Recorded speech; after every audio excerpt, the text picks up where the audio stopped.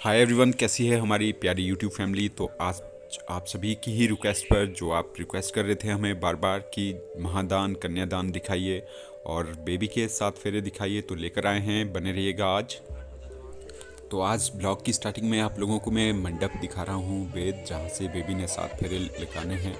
और यहाँ पर हमारे जीजू साहब आगे हैं, आप लोगों ने देखा, बैठ गए हैं। और मम्मी और पापा भी थोड़े से तैयार हुए और यहाँ पर बैठ चुके हैं मंडप में।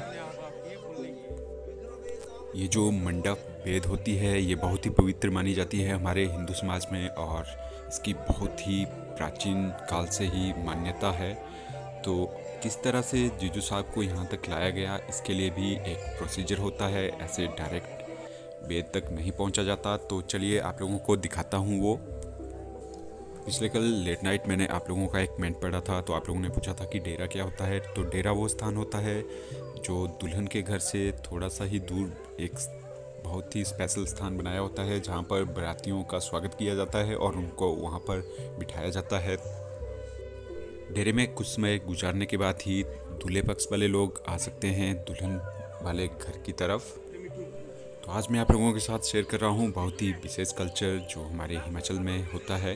तो ये देख सकते हैं आप, मम्मी ने सबसे पहले आरती उतारी जीजू साहब की, और उसके बाद आप लोग देख रहे हैं यहाँ पर डोरी पकड़ी हुई है और डोरी के बीचों बीच जीजू साहब चल रहे हैं। अब इनको ले जा रहे हैं उस रूम में जहाँ पर बेबी ने पूजा पाठ की थी, उसकी हल्दी वगैरह लगी हुई थी और जो विशेष पूजा हुई थी। तो इस तरह से इनको पहुँचाया गया इस कमरे तक। और यहाँ पर जो हमारे पंडित जी हैं, उन्होंने शुभ विवाह वगैरह का मंत्र वगैरह का यहाँ पर एक पोस्टर सा लगाया होता है, और यहाँ पर कंड्यो भी होता है, तो वो दूल्हे को देखना पड़ता है, लेकिन उससे पहले गुजरना पड़ेगा इन्हें अपनी साली साहिबा से। तो यहाँ पर आप देख सकते हैं कि सिस्टर बंदना ने इसको अपने चुन्नी से छुपाया हुआ है, क्योंकि ऐसे डायरेक्ट दूल्हा देख नहीं सकता, और इसको यहाँ पर थोड़ा सा शगुन भी देना पड़ता है। जब दूल्हा पहुंच जाता है दुल्हन वाले घर में, तो तब उनको जो भी कपड़े वगैरह हैं अपने, वो चेंज करने पड़ते हैं। दुल्हन साइड से उनको कपड़े दिए जाते हैं और उन्हीं को पहनकर उन्हें 7 फेरे लगाने पड़ते हैं। वैसे ये उतना भी कंपलसरी नहीं है कि कपड़े चेंज ही करने पड़ेंगे। यहाँ पर हमने दूल्हे पक्ष वालों से पूछा कि वो शेरवानी में 7 फेरे देना चाहते हैं या जो दुल्हन साइड से उन्हें कपड़े दिए जाएंगे उसमें। तो उन्होंने बोला कि जो दुल्हन साइड से कपड़े दिए जाएंगे हम उन्हीं में ही 7 फेरे लेंगे, और ये यहाँ पर हिमाचली कल्चर के ही हिसाब से चले। और मैंने तो, आप लोगों ने देखा था, मेरी भी वेडिंग हुई थी, तो मैंने तो शेरवानी में ही दिए थे, और उसके बाद मैंने कपड़े चेंज किए थे जो भी मेरे सास ससुर वालों की साइड से दिए गए थे मुझे।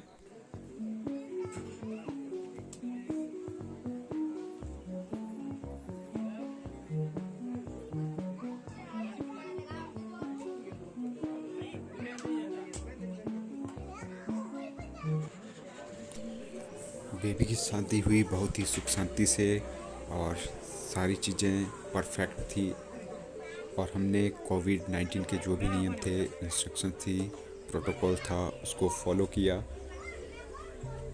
तो यहाँ पर आप देख सकते हैं जो जीजू ने शेरवानी पहनी हुई थी, जिसको पहन कर आए थे, उसको चेंज कर दिया है जीजू साहब ने। और जो हमारे साइड से इनको कपड़े दिए जा रहे थे वो इन्होंने पहन लिए हैं यहाँ पर। और उसके बाद विशेष मंत्रों का उच्चारण होता है पुजारी की तरफ से, जो भी यहाँ पर आए होते हैं पंडित जी। और उसके बाद दुल्हन को भी लाया जाता है मंडप में, वेद में। और उसके बाद शुरू होता है बहुत ही विशेष महादान कन्यादान। भाइयों के द्वारा अपनी बहन को मंडप वेद तक इस तरह से लाया जाता है, और उसके बाद ही दुल्हन वेद में बैठती है अपने मम्मी पापा के साथ, और जो उनका होने वाला वर है उनके साथ। और जो वर साइड से उनके माँ बाप आए होते हैं, उनको भी वेद में बिठाया जाता है। और दोनों परिवार के जो भी हेड हैं फैमिली के, वो साथ में रहते हैं।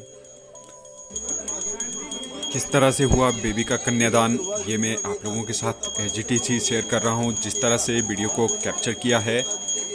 और इसकी साउंड वगैरह भी एज इट इज़ रख रहा हूँ ताकि सारी रस्में आप लोगों को भी पता चले। और सरकार घाटी की मंडली त्रियमा नाम ग्राम यजमान श्री रतनलाल 278 समते विशाख मासे कन्यादान जो है श्रीमान मनोज कुमार को कर रहे हैं। स्वीकार है सर, आपको अपनी कन्या का दान कर रहे हैं, आपको स्वीकार है सर? स्वीकार है सर? स्वीकार है सर? विषय में रक्षा करेंगे इनकी, तो आपके फंड निभाएंगे।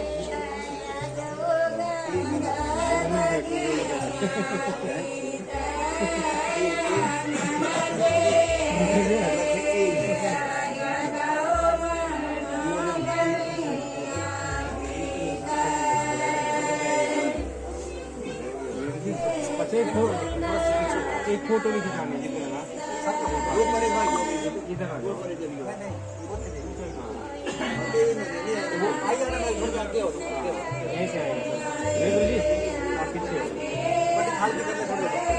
मैडम जी आप बैठो, मैम सामने।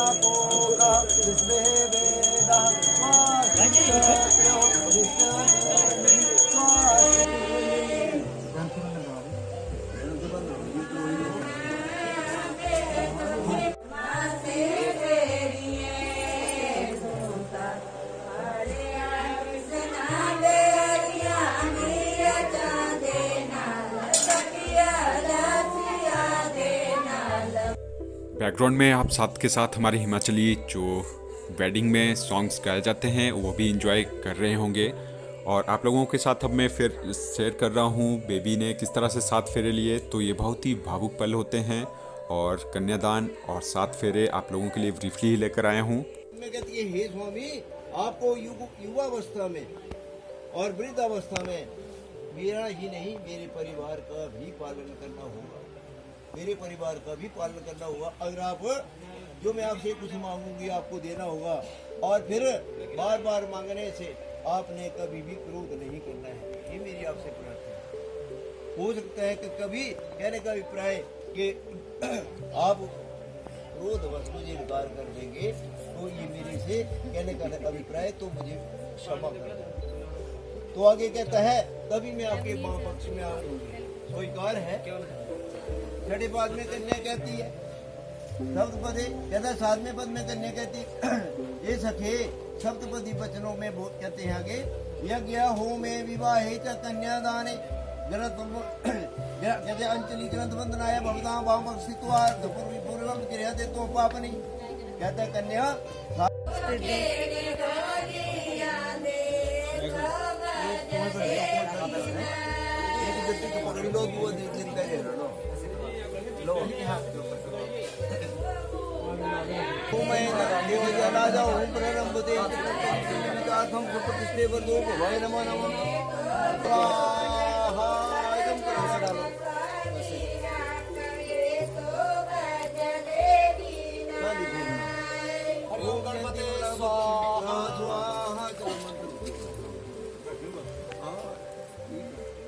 प्रजापति स्वाहा। अच्छा कन्या को थोड़ा पीछे हो जाएंगे, तो कन्या आगे हो जाएगी। चलो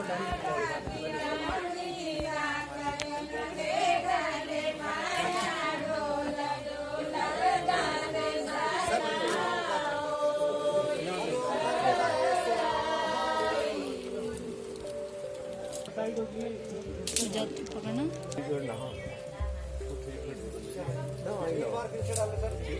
पानी की शीतल हरि ओम प्रजापते स्वाहा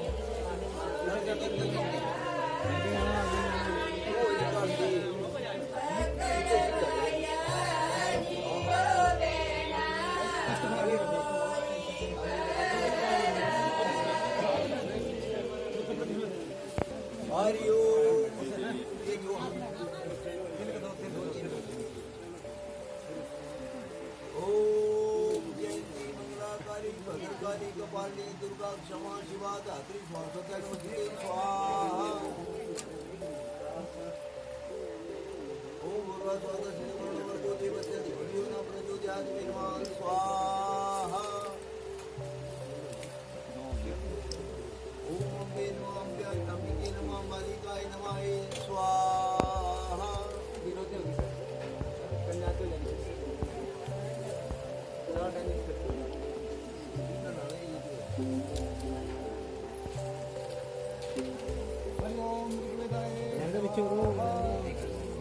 लहंगा करो जी पीछे ओम सांबेदाय स्वाहा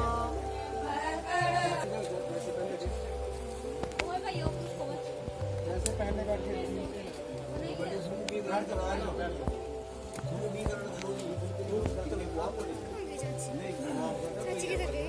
कोई नहीं आप एक ही बात नहीं ये लोग जरूर एक ही बात पे तुम तो वहाँ हटियो जाएगी तो जरा कोई नहीं चलो नहीं होता है ऐसा हरिओ हरि जैसे अभी पंडित जी बता रहे थे कि हे प्रिय तू तो वाम पक्ष में बैठी है वाम पक्ष में बैठते मैंने सुना था अब तो देनी पक्ष में बैठी है बात है अगर आपके मन में कोई शिकायत है कोई शक है तो मुझे बताइए कि वाम पक्ष में क्यों बैठते हैं क्योंकि ये वाम पक्ष में हृदय का स्थान होता है और हृदय जो वो होता है मतलब सब जिसको कहते हैं पक्ष में रखा जाता है तो आगे इन्होंने क्या कहा कि अगर आपके मन में कोई बात है तो आप कहिए तो ये उन्होंने प्रतिज्ञा कर रखी है क्या प्रतिज्ञा करी ये जैसे पंडित जी को मैंने थोड़ा सा रोका इसलिए मैं क्षमा चाहूँगा क्योंकि हर पक्ष का जो पुरोहित है वो वर की प्रतिज्ञा का जरूर अनुपालन करेगा और मैं इसलिए क्षमा याचक हूँ अगर हो सकता है किसी प्रकार से वाणी से व्यवहार से व वचन से या कर्म से किसी प्रकार की अशुद्धि मुँह बना मुँह से होती है जो बोला करते हैं और जो नहीं बोला करते उनसे तो कोई कभी गलती हुआ ही नहीं करती तो क्षमा ये कौन सा विवाह करके आए हैं और कौन सा कर रहे हैं आप पंडित जी भी इसमें क्या कहेंगे एक है हमारा ब्रह्म विवाह एक देव विवाह एक आर्ष विवाह एक प्रजापति विवाह और एक प्रकार असुरी विवाह गंधर्व हो गया और उसके बाद फिर राक्षस विवाह और पिशाच विवाह हम कहते भी इतने सारे करने से क्या बात है भी ये क्यों जरूरी है क्योंकि ये वेद मंत्रों के साथ साग संबंधियों के सामने पुरोहितों के सामने वो बच्ची का कन्यादान किया जाता है एक विवाह वो भी है जो आप बरमाला डाल करके आ गए एक वो भी विवाह होता है जिसमें किसी को नहीं पूछा जाता है जिसको हम अपनी अंग्रेजी सब कहते हैं वो गंधर्व विवाह तो ये जो है वो वेद मंत्रों के उच्चारण के साथ माध्यम से कंगन बांध करके पंडित जी ने मंत्र उच्चारण करके अग्नि के सामने साग संबंधियों को साक्षी मान करके ये विवाह किया गया जो आपने परिक्रमा ली अमृति तो नहीं तो कहा कि धर्म के साथ जो भी धर्म अपनाएंगे मैं वो आप आपके साथ होगा धर्म काम धर्म अर्थ काम काम मतलब परिवार का जो भी भरण पोषण होगा हमारा परिवार वो उसमें साथ है लेकिन जो चौथा होगा उसमें मैं आगे जाऊंगा वो है मोक्ष क्योंकि उसके लिए अब आप आज तक जैसे ये था उतरे जैसे कैसे रहे। लेकिन अब जो धन है वह धान्य मतलब अन्न है, वह जो व्यापार से धन लगाएंगे आप मुझे बताएंगे और फिर घर में लाना। लेकिन एक और भी कारण है, क्योंकि आज के आपको हमारी अवस्था में जहाँ इच्छा हुआ घूमते रहे, लेकिन अब बिना कहे घर से नहीं रह सकते और ना ही घर से बाहर सैन्य कर रहे हैं, क्योंकि आप ना ही भोजन कर रहे हैं, क्योंकि आप मेरे स्वामी हो चुके। हाँ जी, अब फिर हाँ जी तो हाँ जी पढ़े लिखे हैं हाँ कुछ ही ना क्या समझाना आप पूछा ये मोटी मोटी मोटी मोटी गल हाँ भी कराने तो कोई ये ना तो कोई ना तो कोई समझ नहीं होनी पड़ती। हाँ जो ये प्रैक्टिकल हो रहा है यहाँ जाने रहे ना समझाने बोल हाँ ये बोलने भी गल गलाई ये ठीक है एक सर तो हो गया हाँ भाई सर तो मजबूरी मजबूर सर है या बिन पीछे। तो हमारे आज के ब्लॉग में हमने आपके साथ शेयर किया कन्यादान और जो हिंदू समाज में हमारे विशेष 7 फेरे होते हैं वो आप लोगों के साथ शेयर किया। बाकी आप लोगों को कैसी लगी बेबी की वेडिंग आप लोग ज़रूर बताइएगा और ज़्यादा से ज़्यादा प्यार और अपना आशीर्वाद दीजिएगा मेरी सिस्टर को। और घर में हमारे बिल्कुल सुनसान सन्नाटा सा हो गया है, यही हमारे घर की एक चहल पहल थी तो ये भी चली गई है। और थोड़ा सा मेरे गले में प्रॉब्लम सी हो गई है और थकावट के कारण बहुत ज़्यादा थका हुआ हूँ और कम से कम 4-5 दिन तक सोया नहीं हूँ, तो उसके कारण मैं क्षमा चाहता हूँ अगर कुछ गलती फलती हुई हो। तो ब्लॉग की यहीं पे एंडिंग कर रहा हूँ आज।